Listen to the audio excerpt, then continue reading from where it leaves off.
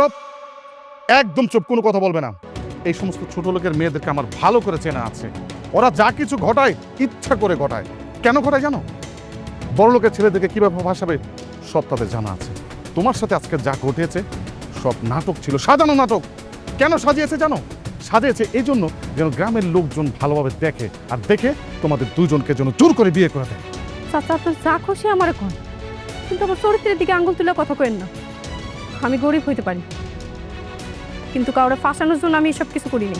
এই ছোট লোকের বাচ্চা, তোর এত বড় সাহস, তুই আমার মুখে মুখে কথা বলিস? আফজাল, মা, একটা বের গাইতে হাত করেছিস, তোর এত বড় অধঃপতন। মা, তুমি তুমি একটা কাজের মেয়ের জন্য নিজের সন্তানের গায়ে হাত তুললে? না, ও কাজের মেয়ে নয়, তোদের কাছে কাজের মেয়ে। ও আমার কাছে অনেক বেশি, তোদের চেয়ে অনেক বেশি।